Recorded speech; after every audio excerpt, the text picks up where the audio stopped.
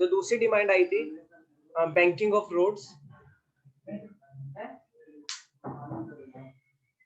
तीसरी 2 dimensional collision,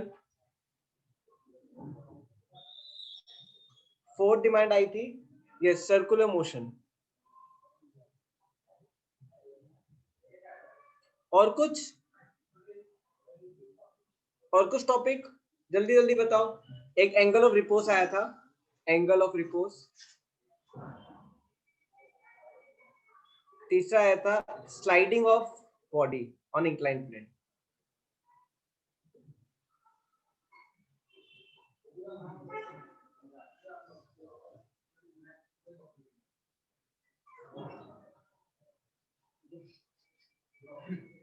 escape velocity, चेन आपको है क्या? आपको इसमें 12th क्लास में है, 11th क्लास में है एग्जाम में चेन ऋषभ?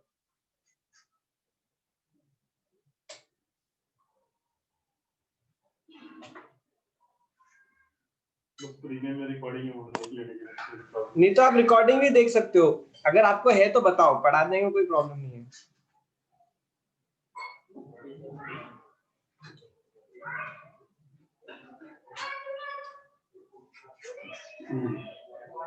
नहीं है अभी, चलो ठीक है। Okay, so we start with bending of cyclist. ये तो फिर कभी पढ़ लेना revision. Okay, so start with bending of cyclist. See bending of cyclist,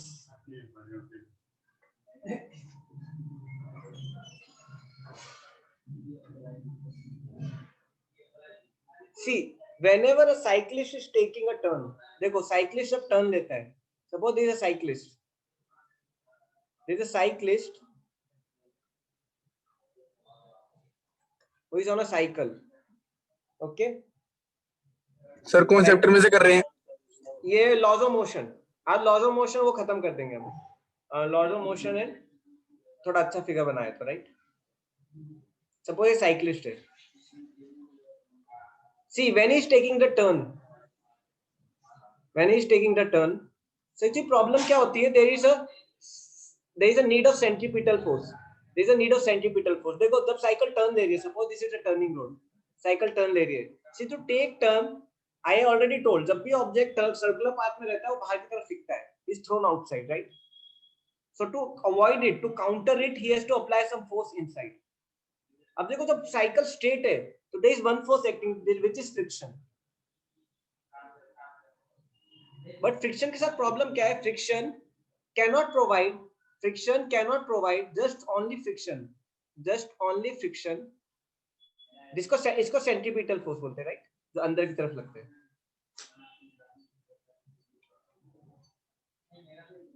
देखो जस्ट, और I can say directly friction cannot provide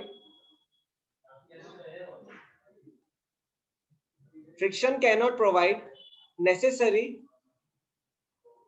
second law motion की question, okay, necessary centripetal force for a cyclist to take turn. तो इससे क्या होता है? Cyclist cannot take turn just due with the help of friction, so there is a need to increase centripetal force. So in order to increase centripetal force, in order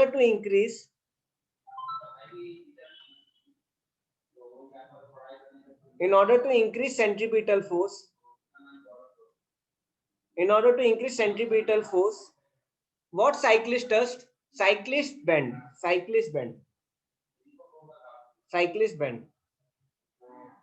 तो cyclist जब bend होगा, आपने बहुत सारे example पढ़े, मोटरसाइक्लिस्ट bend होता है high speed में टर्न लेने के लिए, राइट। अगर वो बेंड नहीं होगा, he cannot turn with that much high speed even when we used to use cycle। आप अभी भी चलाते होगे, आप क्या करते हो? आप बेंड करते हो, right. So how he increase centripetal force? He increase centripetal force with the help of normal force, with the help of normal force।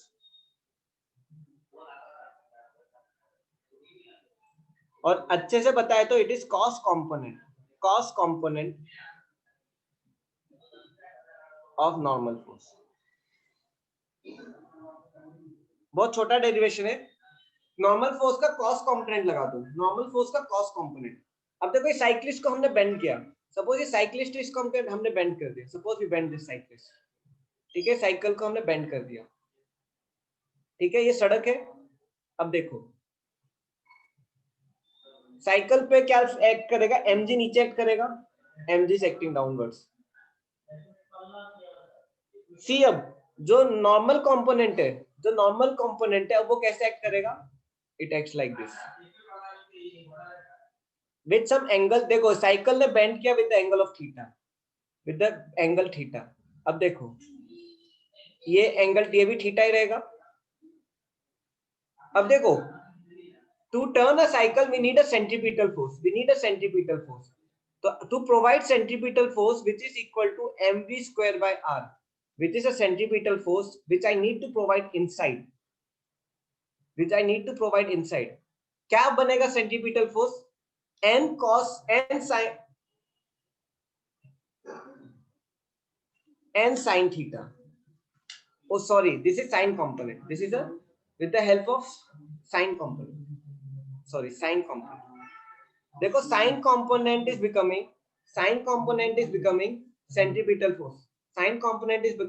Centripetal force, right. अब देखो n cos थीटा क्या बन जाएगा, n cos theta will become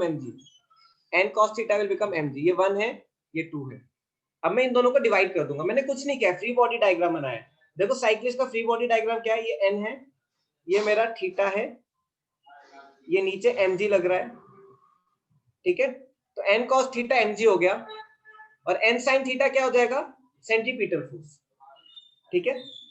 in दोनों को divide कर दो, क्या आ जाएगा मेरा। अच्छा आपको नोट्स में भेज दूंगा सारे notes, today I will send you notes, okay, जो भी कल लास्ट 2 क्लासेस के थे। डिवाइड करो, क्या होगा, mv square by r divide by mg, m cut जाएगा, v स्क्वायर बिकम्स, देखो n cos थीटा mg होगा, सी n cos थीटा mg होगा, cos कंपोनेंट mg होगा ना। देखो जो एक्सिस के साथ एंगल बनता है वो cos कंपोनेंट होता है। sin थीटा ये होगा, this is n sin theta and this is n cos theta, ठीक है। सो n sin theta gives necessary centripetal force, this gives necessary centripetal force. अब देखो डिवाइड कर दो, सो देखो v square is equal to tan theta rg, so v becomes what, v becomes root rg tan theta. This is my velocity which I can get, or I can write in other ways this first formula, or I can get tan theta is equal to v square by rg, so theta becomes tan inverse v square by rg. So ये क्या बताता है, what this equation tells, this equation tells me the necessary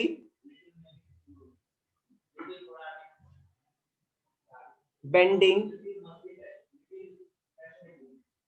of cyclist at particular speed and radius. कितनों को ये समझ में आया, how many understood this,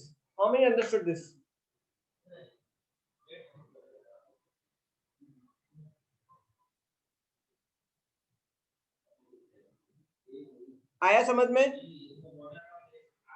ठीक है। मैं नेक्स्ट आपने पूछा था, नेक्स्ट क्या आपने प्लान किया था पढ़ने का, 2D collision, banking road. Yes Manav, क्या डाउट है, पूछो। यस मानव सर वो mv स्क्वायर बाय r का डाउट है सर। ये mv स्क्वायर बाय r, ये r Yes, बोल sir. रहे हो। अब देखो साइक्लिस्ट जब टर्न करेगा, तो उसका कोई रेडियस होगा कि नहीं, उसका कुछ रेडियस होगा कि नहीं, Yes, sir. उसकी कोई वेलोसिटी होगी कि नहीं, Yes, sir. अब देखो जब भी कोई ऑब्जेक्ट सर्कुलर पाथ में मूव करता है it experience due to inertia centrifugal force, due to inertia it experience centrifugal force which is equal to mv²r। लेकिन इसको काउंटर करने के लिए मुझे एक अंदर की तरफ फोर्स लगाना पड़ेगा, that is centripetal. Centripetal is nothing but the counteracting force against centrifugal और inertia. So mv²r is acting outside. अब mv²r को काउंटरएक्ट करना है तो मुझे कुछ फोर्स लगाना पड़ेगा, वो n sin थीटा है। तो mv²r is equal to n sin theta. v क्या है मेरा वेलोसिटी साइक्लिस्ट की, r क्या है उसका रेडियस, और m क्या है साइक्लिस्ट का मास।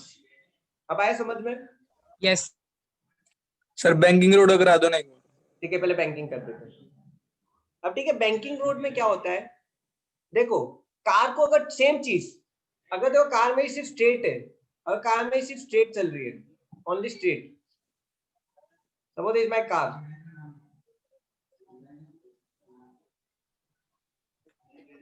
कार से लंबी रहती है राइट, सपोज ये मेरी कार है, only on straight road it is moving.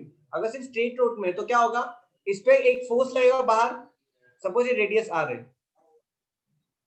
ये रेडियस आर है, ठीक है, इस पे एक बाहर फोर्स लगेगा, क्या लगेगा, centrifugal, mv²r।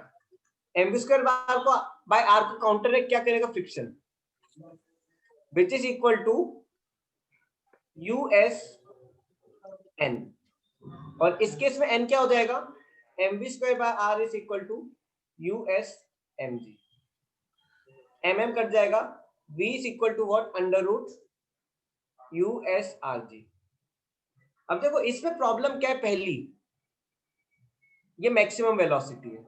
If my velocity vmax is greater than under root USRg, क्या होगा, गाड़ी कैनॉट टेक टर्न, गाड़ी car cannot take turn, car क्या हो जाएगी, टॉपल हो जाएगी, कार विल टॉपल। दूसरी, even to apply this, even to apply to take turn at this speed, there is lot of wear and tear for tire, lot of damage to tire. Why there is lot of damage to tire? Because all centripetal force is provided by tire। और tyre मतलब friction, या उल्टा लिख देता हूं, is provided by friction, friction means tyre. यहां तक कितना को समझ में आ रहा है? अब देखो पूरा टायर ही सेंट्रीपिटल फोर्स, पूरा फ्रिक्शन और टायर वर्क करे तो टायर पे बहुत डैमेज हो सकता है राइट। अब देखो टू इंक्रीज Vmax, अब देखो first thing, to increase Vmax, to increase Vmax, sorry Vmax नहीं होगा, V होगा सर। फर्स्ट केस में गाड़ी मतलब V is more than V is more than Vmax, V से V is more तो than, इस केस में गाड़ी उलट जाएगी ना। हाँ जब V is more than USRg गाड़ी उलट जाएगी, मतलब मैक्सिमम इतना ही है। देखो टू इंक्रीज Vmax मतलब अगर मैं अपनी मैक्सिमम वेलोसिटी बढ़ाना चाहता हूँ, और if I want to reduce wear and tear of tires, what I have to do to for these both cases, ये दोनों एडवांटेज बढ़ाने के लिए, Vmax बढ़ाना, ज्यादा स्पीड में टर्न ले पाऊं और टायर खराब ना हो, what I do, I bank roads, मैं रोड को क्या करता हूँ, bank road, banking of road, ठीक है। ये दोनों एडवांटेज है, Vmax बढ़ाना, टायर का डैमेज कम करना। अब ये कैसे होता है देखो, अब सपोज ये रोड है मेरी बैंक किस एंगल थीटा से, अब देखो ये कार है मेरी, कार पे देखो, sorry yes, even my climate is not good, some of my friend is having very nice net, okay, so see car पे अब क्या क्या फोर्स लगेगा, ये नॉर्मल फोर्स, ठीक है। अब देखो फ्रिक्शन फोर्स किधर लगेगा, this is the direction of friction force, mg नीचे लगेगा,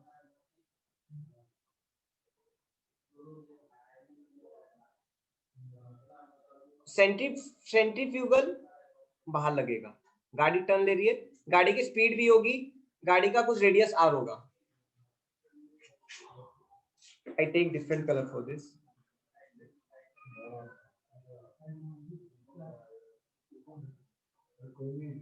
देखो ये रेडियस r है. फ्रिक्शन ऐसा क्यों लग रहा है? सर ये वाला कौन सा है? ये फ्रिक्शन है, फ्रिक्शन. F मतलब फ्रिक्शन. अब फ्रिक्शन Okay, देखो sir. गाड़ी बाहर खींचेगी ना, सेंट्रीफ्यूगल बाहर लग रहा है तो फ्रिक्शन अंदर लगेगा कि नहीं? आ रहा है कि नहीं समझ में? Yes sir. आ रहा है?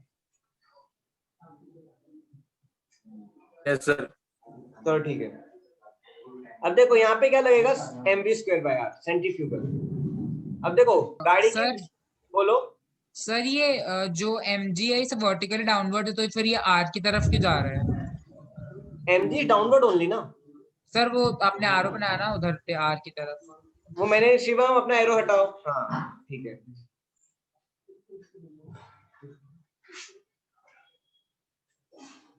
अब ठीक है, अब इसको हम सॉल्व करते हैं. Let's find. अब देखो इस पे क्या क्या फोर्स, इसका फ्री बॉडी डायग्राम बनाते हैं. पहला क्या लगेगा, फ्रिक्शन इधर. अब देखो सारे एंगल्स पहले मेजर करते हैं.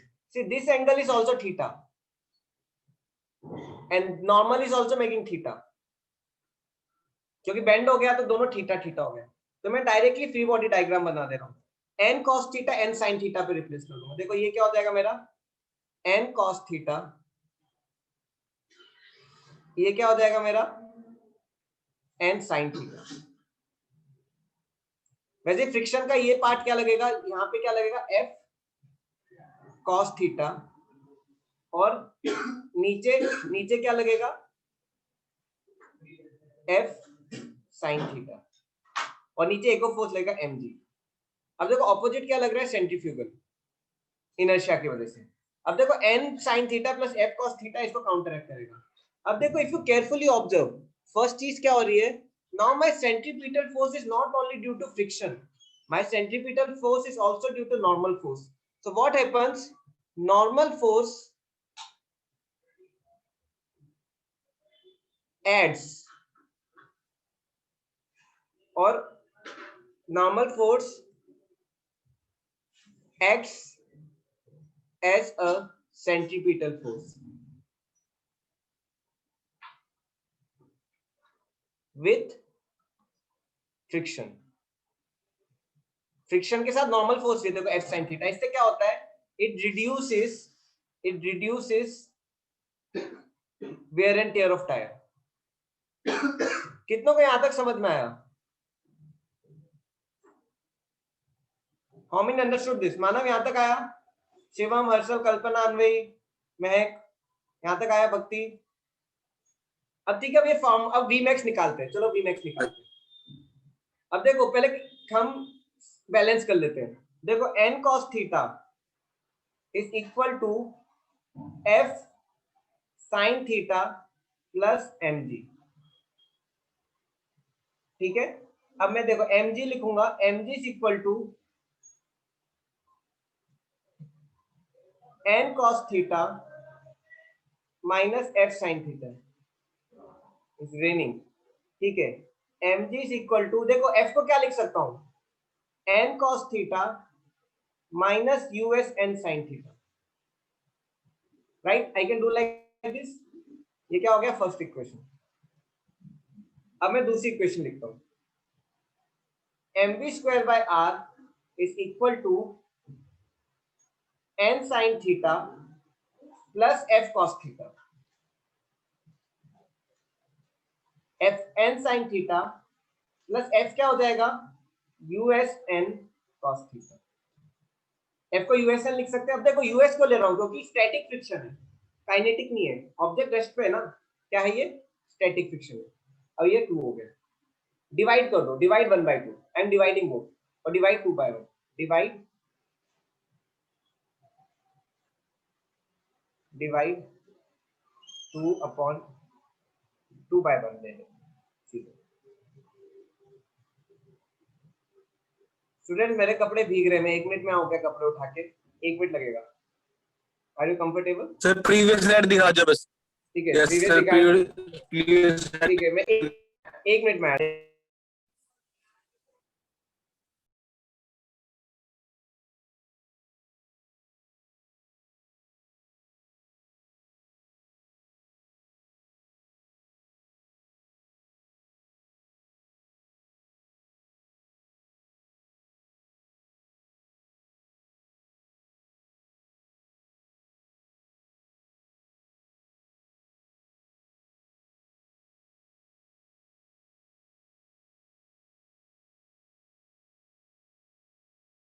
ठीक है शिवम, आगे बढ़े।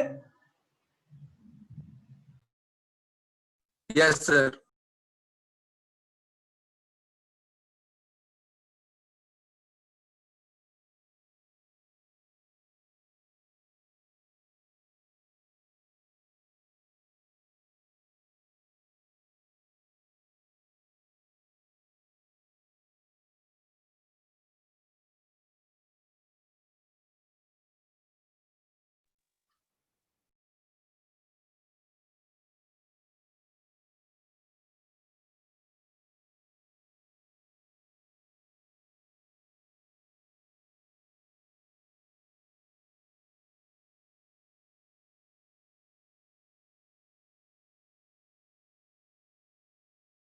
Sorry, thank you.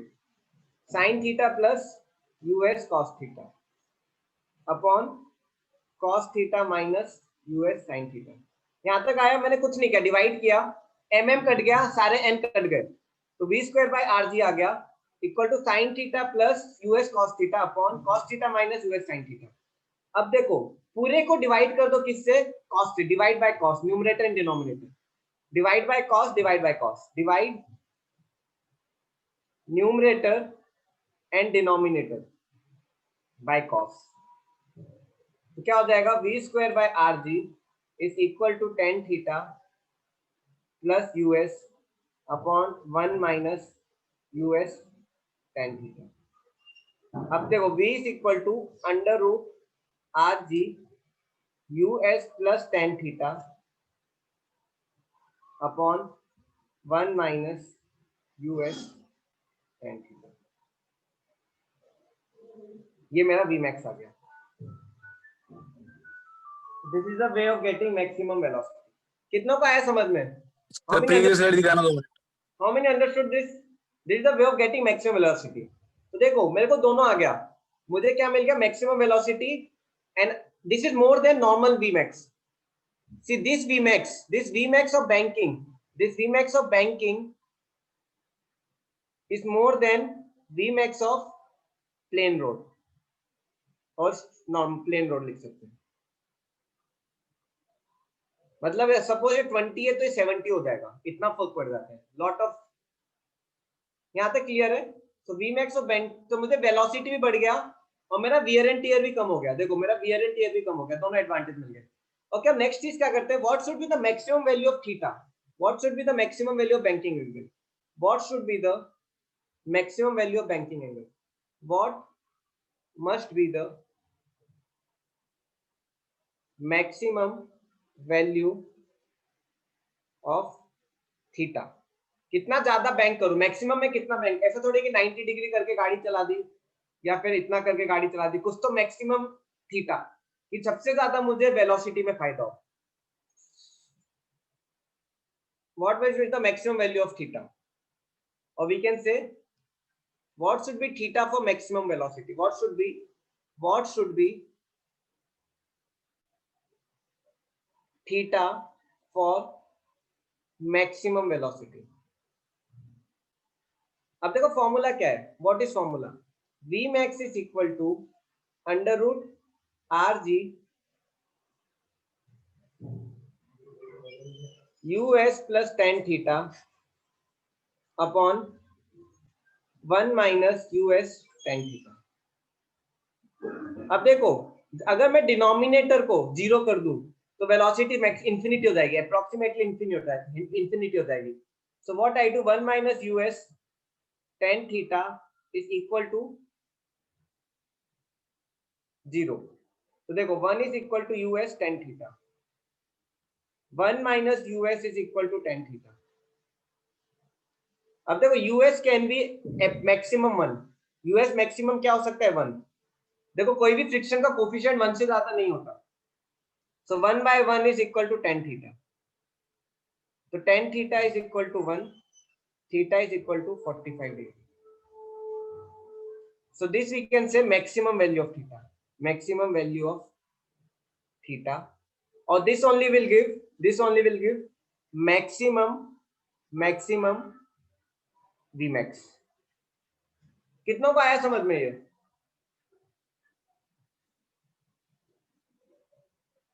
देखो कुछ स्कूल में क्या किया होगा, कुछ स्कूल में tan को एक साइड लाके v को एक साइड लाके किया होगा, वो भी मेथड सही है, उसमें भी फाइनली आपका tan क्या आएगा 45 ही आएगा। ठीक है, बहुत मेथड्स आर करेक्ट। कुछ स्कूल में क्या करते हैं, ये साक्षी क्या डाउट है पूछो। सर वो 1 minus mu s tan theta is equal to 0 कैसे हुआ सर? देखो v max मेरा मैक्सिमम वेलोसिटी कब हो सकता है, when I can have maximum velocity, when this value is minimum, right. Denominator जितना कम होगा उतना मेरा v max बढ़ेगा। डिनोमिनेटर क्या ज्यादा से ज्यादा क्या हो सकता है, 0 हो सकता है ना, डिनोमिनेटर नेगेटिव तो नहीं होगा, अंडर रूट है। नहीं आया समझ में? नो सर, सर फिर इंफिनिटी हो जाएगा ना? हाँ तो वही तो इन्फिनिटी हो जाएगा ना, मैक्सिमम वेलोसिटी इन्फिनिटी तो करना है मुझे। आइडियली पॉसिबल नहीं है, लेकिन इन्फिनिटी मतलब मैं इन्फिनिटी स्पीड से मोड़ सकता हूँ, फायदा है कि नहीं? Yes sir. अब बना? Yes sir. चलो ठीक सर है। लेकिन आपने म्यूएस को 1 क्यों ले लिया? मैं मैक्सिमम थीटा निकाल रहा हूँ, मैक्सिमम थीटा। तो फिर सर लेकिन फिर म्यूएस 1 कैसे आएगा उससे, मतलब? न्यू एस मैक्सिमम 1 हो सकता है, न्यू एस मैक्सिमम 1 हो सकता है, 1 से ज्यादा आप सर देखो ये कोफिशिएंट। प्रूफ किया है क्या, मतलब? हाँ मैंने बताया कि मैक्सिमम थीटा कितना हो सकता है मेरा, ज्यादा से ज्यादा theta okay. For maximum velocity. देखो maximum value of theta for maximum velocity I can have 45। 45 से ऊपर करने का कोई फायदा नहीं है।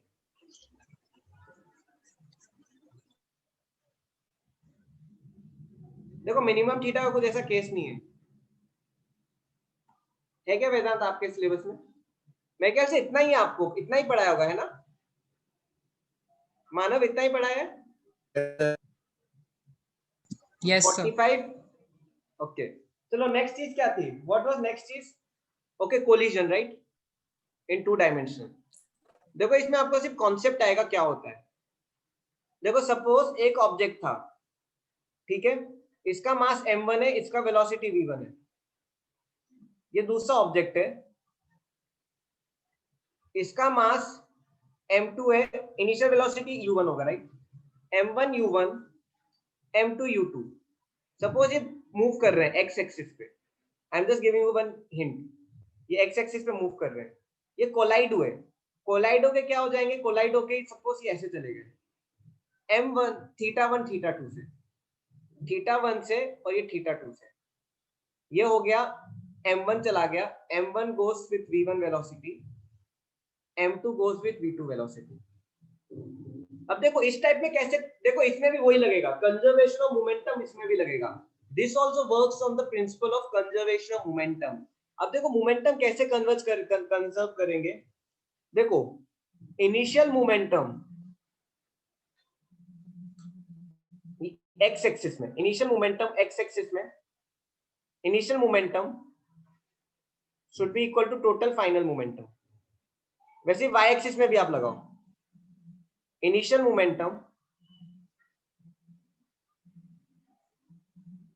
is equal to final momentum।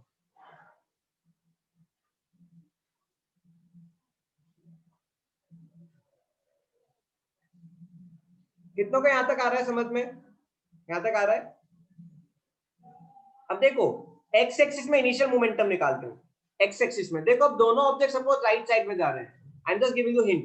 देखो डायरेक्शन मैंने कल बताया था, आप उसका ध्यान रखना। सपोज दोनों ऑब्जेक्ट राइट साइड में जा रहे हैं, तो पहले मैं एक्स एक्सिस को सॉल्व करता हूं। तो देखो राइट साइड में positive m1 u1 plus m2 u2, ये एक्स एक्सिस हो गया, is equal to m1 v1 cos थीटा, एक्स एक्सिस क्या होगा, कॉस कंपोनेंट वेलोसिटी का, प्लस m2 v2 cos थीटा। कितनों को समझ में आई है? How many understood this? देखो कई को होगा कई को नहीं होगा, ये थोड़ा रहेगा ऊपर नीचे, सम आर आस्किंग, सम को पढ़ाया सम को नहीं पढ़ाया। अब देखो y एक्सिस का इनिशियल मोमेंटम क्या होगा, देखो मास 1 और मास 2 y एक्सिस में कितना मूव कर रहा है, मास 1 मास 2 y एक्सिस में कितना मूव कर रहा है, 0, राइट। मास 1 मास 2 y एक्सिस में क्या मूव कर रहा है, 0। तो क्या हो जाएगा 0 प्लस 0 इज इक्वल टू, अब देखो ये ऊपर की तरफ जाएगा, इसका m1 v1 is going up, right, m1 v1 sin theta is going up,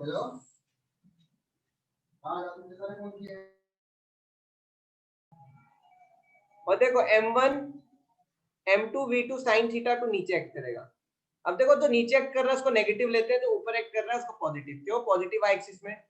so 0 + 0 is equal to m1 v1 sin थीटा 1 minus m2 v2 sin theta.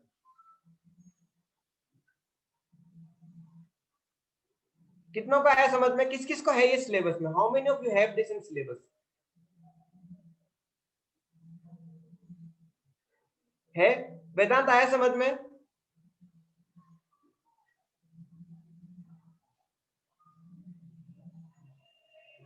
थोड़ा कुछ नहीं करना, x को सेपरेटली सॉल्व कर दो। अब देखो ये तो x एक्सिस में है, तो दोनों का इनिशियल वेलोसिटी x एक्सिस का m1 u1 m2 u2। अब देखो फाइनल वेलोसिटी x एक्सिस में क्या होगा? m1 v1 cos theta 1 plus m2 v2 cos theta 2। वैसे initial momentum final momentum y axis में। अब देखो ये x एक्सिस में मूव कर रहा है, y एक्सिस में इसका क्या मोशन है? 0। m2 का y एक्सिस में क्या मोशन है? 0। m1 का फाइनल वेलोसिटी का क्या है y एक्सिस में? m1 v1 sin थीटा, इसका क्या है? m2 v2 sin theta. देखो ये नेगेटिव y एक्सिस में तो नेगेटिव हो गया और ये पॉजिटिव y एक्सिस में पॉजिटिव हो गया। ठीक है, तो this is how we work with the two dimensional momentum. अब देखो इसमें इलास्टिक इनइलास्टिक, सपोज ये इलास्टिक है, वही फंडा। Suppose if it is elastic, अगर ये इलास्टिक है तो देखो काइनेटिक एनर्जी कंजर्व हो जाएगा। देखो half m1 u1 square plus half m2 u2 square is equal to half m1 v1 square plus half m2 v2 square. और अगर सर इन हाँ सर बोलो, न्यूटन के सेकंड लॉ के रिलेशन में मोमेंटम के रिलेशन में सम बताना सर कुछ। चलो ठीक है, न्यूटन वो पढ़ा है सेकंड सिलेबस लैंड में। मोमेंटम। ठीक, half yes in sir. Elastic में क्या होगा? Half m1 u1 square plus half m2 u2 square is greater than half m1 v1 square plus half m2 v2 square. ये in elastic में जैसे last time पढ़ाया था। ठीक है, लेकिन मोमेंटम इलास्टिक इन इलास्टिक में दोनों में कंजर्व होगा। काइनेटिक एनर्जी का फंडा क्या होता है? इलास्टिक में कंजर्व होता है, इन इलास्टिक में नहीं होता, लॉस हो जाता है। This is all about two dimensional collision. ठीक है वेदांत, हो गया? चलो ठीक है, मैं बैंकिंग ऑफ रोड पढ़ा दिया, टू डायमेंशनल पढ़ा दिया। ओके, सर्कुलर पहले एंगल ऑफ रिसोर्स और स्लाइडिंग बता देता हूँ। आपका क्या है क्वेश्चन? क्या था आपका Shivam? Sir Newton second law in relation with momentum. Second law in relation with momentum. उसके सम सर। चलो कर देंगे। ठीक है, पहले ये कर लेते हैं, angle of resource.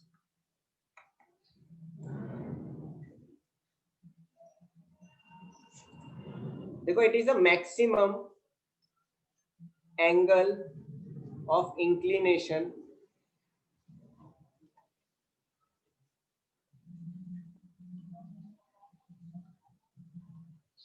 of a plane for which object don't slide. It is the maximum angle of inclination of a plane for which object don't slide. अब देखो ये एंगल थीटा है सपोज प्लेन का, राइट? एक object है मास m। अब इस पे फोर्स क्या लग रहा है? क्या क्या फोर्स लगेंगे? देखो इस पे फोर्स लगेगा mg नीचे, इस पे क्या लगेगा? यहाँ पे नॉर्मल, इसका एंगल क्या होगा? थीटा।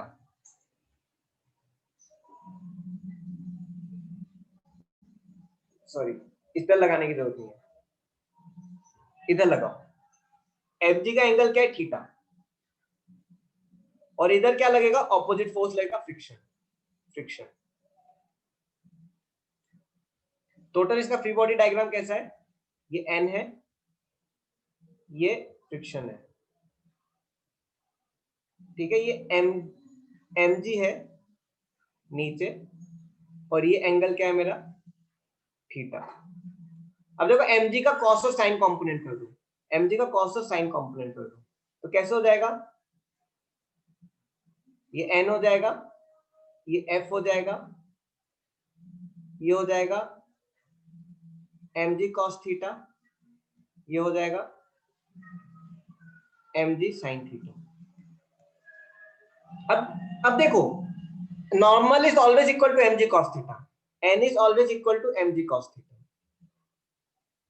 पहली इक्वेशन, क्योंकि ये ऑब्जेक्ट क्या है, इस एक्सिस पे इक्विलिब्रियम है, ये ऑब्जेक्ट ऐसा रखा हुआ है, ये ऑब्जेक्ट मेरा इस एक्सिस पे तो इक्विलिब्रियम है, ये जो भी एक्सिस है is not x y but is equilibrium.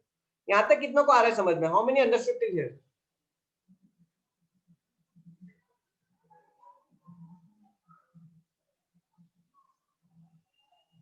ठीक है, कंचन को आया, बस एक ही बच्चे को आ रहा है, बाकी 20 बच्चे, अरे बोलो भाई, मुझे टेंशन हो जाता है। तो ठीक है, अब देखो mg sin थीटा नीचे लग रहा है, फ्रिक्शन ऊपर लग रहा है, तो friction is equal to mg sin theta.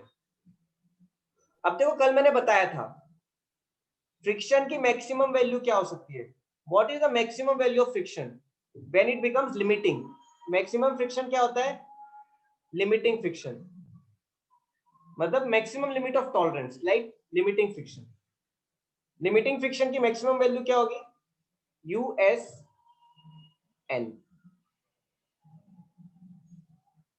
Right, USN। तो मैं अब देखो यहाँ पे क्या लिख दूंगा, मैं फ्रिक्शन की जगह क्या डाल दूंगा, चलो आगे करते हैं। For limiting condition, for limiting condition मतलब फ्रिक्शन इससे ज्यादा नहीं लग सकता, for limiting condition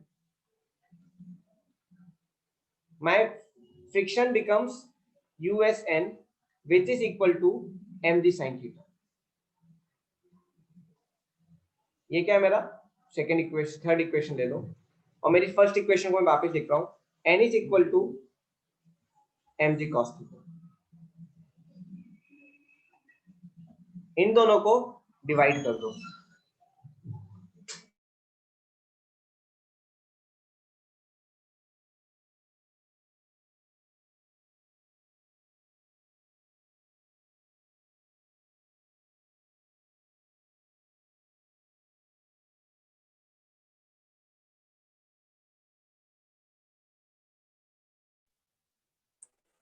sir voice.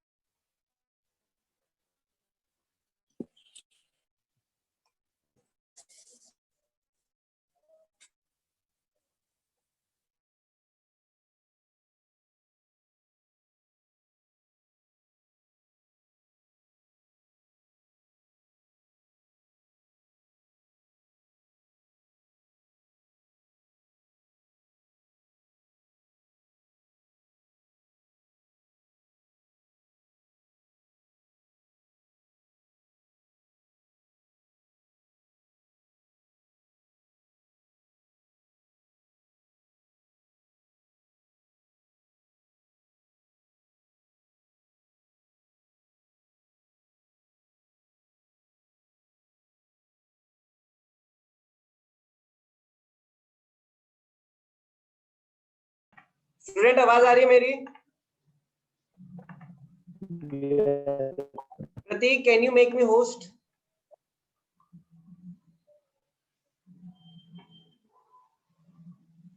Thank you very much. मैं तो लिखते जा रहा था, मेरे साथ जोक हो गया, I was writing writing writing, मुझे पता ही नहीं था कब चला गया। नहीं होता कई बार हम फोन पे बात कर रहे होते हैं, आप बोलते जाते हो बाद में सामने वाले का फोन कट गया, वैसे ही हो गया।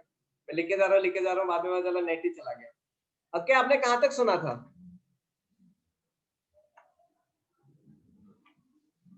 अच्छा यहाँ तक ये पढ़ा था n equal to mg cos theta, इतना सुना था आपने, डिवाइड किया, देखो अब देखो 3 और 1 को डिवाइड कर दो, क्या हो जाएगा,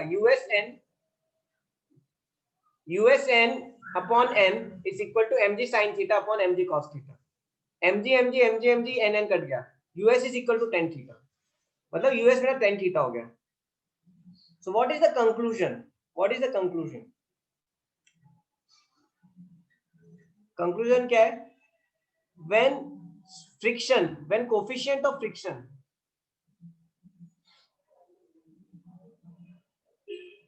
is equal to tan of angle of inclination,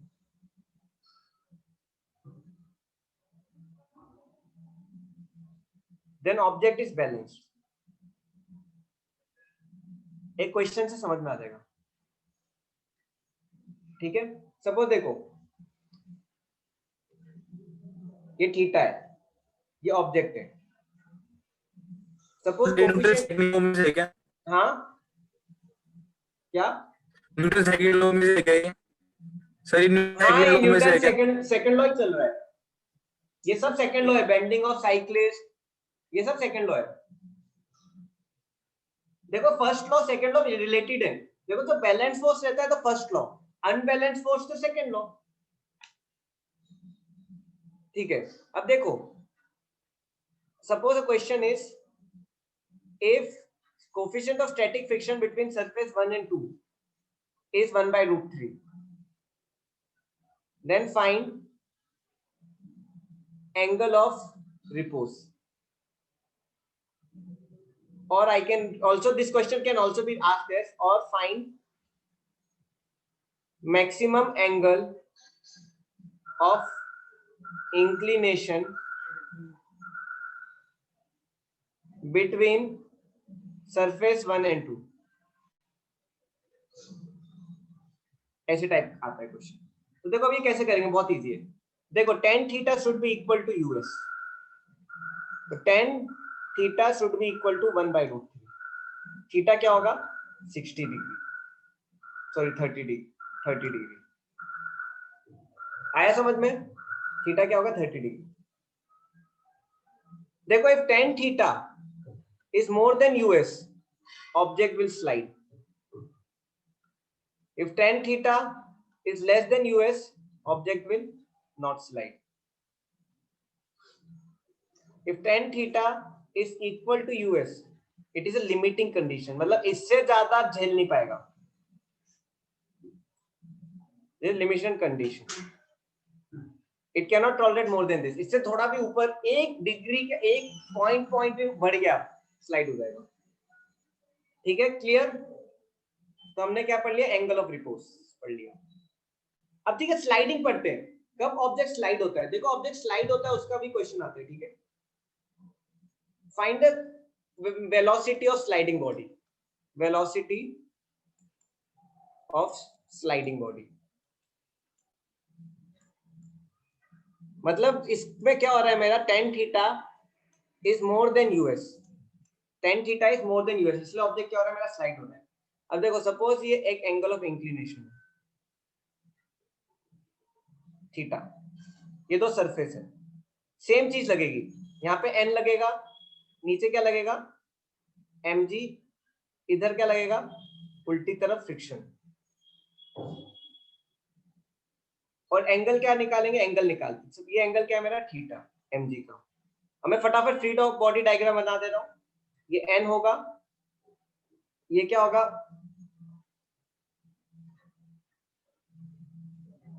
mg cos theta, ये क्या होगा फ्रिक्शन, ये क्या होगा मेरा mg sin theta. So this is unbalanced condition, force. देखो अनबैलेंस फोर्स मतलब सेकंड लॉ। अभी तक हमने जितने भी क्वेश्चन पढ़े, this was from first law, angle of repose was from first law, क्यों बैलेंस फोर्स था। साइक्लिस्ट कार का भी क्या फर्स्ट लॉ से, क्यों बैलेंस फोर्स है। बैलेंस फोर्स मतलब ऑब्जेक्ट मूव नहीं कर रहा, स्लाइड नहीं हो रहा। Even cyclist was from balance force. तो अभी तक हमने सारे फर्स्ट लॉ से पढ़े, अभी ये फर्स्ट एग्जांपल है तो सेकंड लॉ से। सेकंड लॉ में क्या होता है, difference between all the forces, I can say sum of all the forces equal to m, ठीक है। तो अब मैं पहले इक्वेशन लिखता हूं, अब देखो क्या हो जाएगा, n is equal to mg cos theta, ये तो सेम है। अब देखो सेकंड कंडीशन क्या है, सेकंड लॉ लगेगा। What is second law, sum of all forces is equal to ma, right. अब सम ऑफ ऑल फोर्सेस क्या होंगे, mg sin theta minus friction. अब देखो फ्रिक्शन क्या होगा uk, काइनेटिक फ्रिक्शन लगेगा, क्यों? ऑब्जेक्ट स्लाइड हो रहा है, ऑब्जेक्ट स्लाइड हो रहा है। u k n is equal to ma, ये सेकंड लॉ है, दिस सेकंड लॉ। कितनों को समझ में आया यहां तक? How many understood this?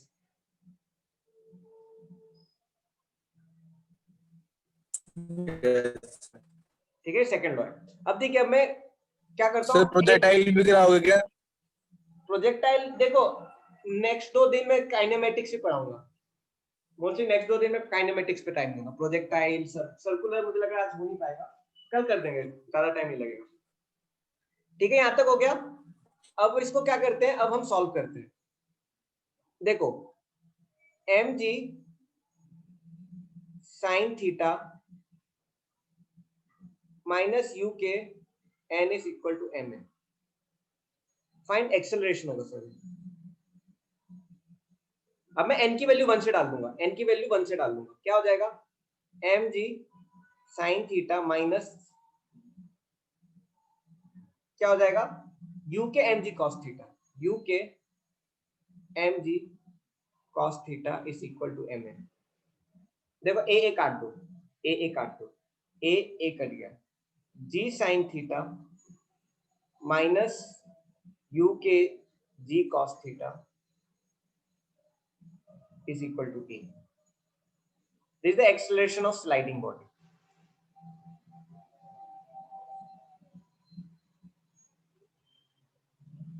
आया समझ में?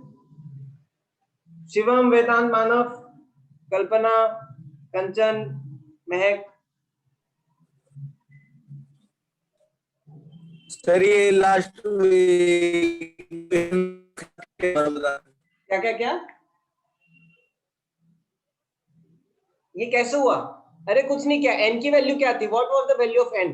n was equal to mg cos theta. ये इक्वेशन 1 है और ये इक्वेशन 2 है। पुट 1 इन 2,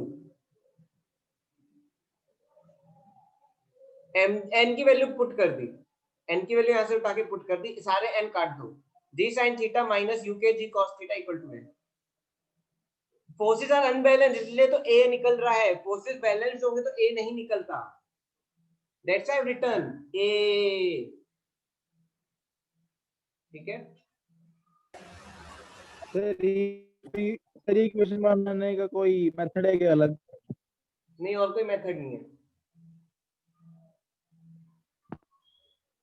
देखो आप कंजर्वेशन ऑफ एनर्जी नहीं लगा सकते क्योंकि फ्रिक्शन एक्ट कर रहा है। This you can not apply conservative like work energy power when friction is acting. Okay, ये हो गया। चलो ठीक है, स्लाइडिंग फिक्स हो गया। और क्या है? सर्कुलर मोशन थोड़ा लंबा है, आज नहीं हो पाएगा। Second law in relation to momentum, can you please let me know what you need so that I can explain what you need in second law related to momentum.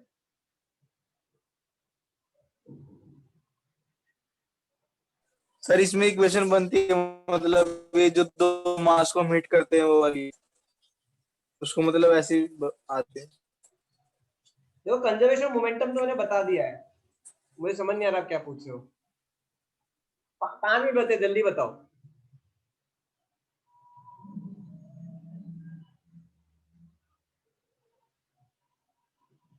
देखो what is happening, total forces acting on a body is equal to ma, which is equal to dp by dt।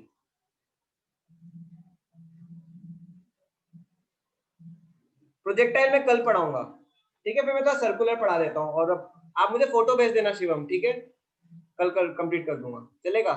Okay sir. कल projectile पढ़ा दूंगा, कल mostly okay projectile sir. पढ़ाना है। अब देखो circular motion में हमेशा याद रखना, देखो जब भी ऑब्जेक्ट सर्कुलर पाथ में मूव कर रहा है, when an object is moving on a circular path having some radius r, mass v, ठीक है? So always remember, when an object is moving on a circular path, it experience force known as two forces, one is radial force, one is tangential force। देखो तो radial force है वो कहां लगता है? Radial force centre की तरफ लगता है, टेंजेंशियल फोर्स ऐसे लगता है, इसको AT बोलते हैं, इसको AR बोलते हैं। देखो रेडियल फोर्स के बहुत सारे नाम है। रेडियल फोर्स का एक नाम है centrifuge, sorry radial acceleration, sorry radial acceleration क्या बोलते हैं? Radial acceleration, radial acceleration this is known as tangential acceleration. ठीक है, रेडियल एक्सेलरेशन इसका एक और नाम है सेंट्रीपिटल एक्सेलरेशन, इसका एक और नाम है normal acceleration. So these are three acceleration which is acting on a body when it is moving on a circular path. Three name of same acceleration, AR और AT. देखो रेडियल एक्सेलरेशन का work क्या है? Radial acceleration का work क्या है? Radial acceleration keeps body in circular path, keeps और maintains, we can say maintains body in circular path, maintains body on a circular path. Tangential acceleration का काम क्या है? टेंजेंशियल एक्सेलरेशन क्या करता है? Tangential acceleration it changes the speed of body, changes the speed of body.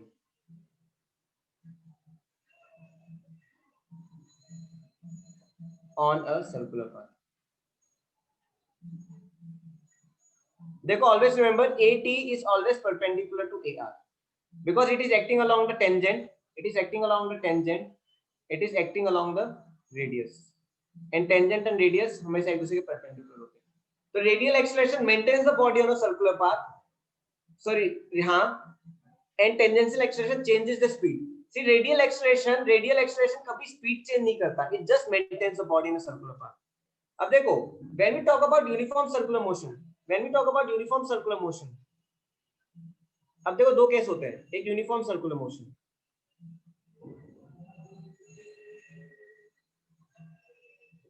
देखो जब object uniform circular motion में होता है तो यूनिफॉर्म सर्कुलर मोशन में टेंजेंशियल एक्सेलरेशन 0 होता है। क्यों? क्योंकि स्पीड कांस्टेंट है, स्पीड चेंज नहीं हो रही। एंड रेडियल एक्सेलरेशन क्या हो जाता है? v²/r। But when is non uniform circular motion,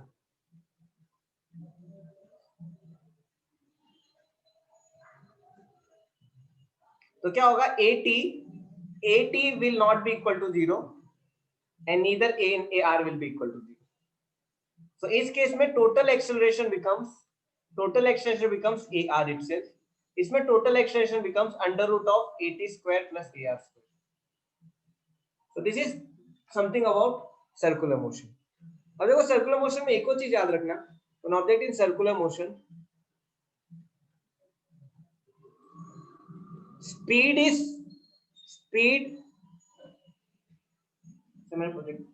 कुछ आपने टाइप किया किसी ने अभी? Sir, we have ending class now. Can we? Yes, you can leave.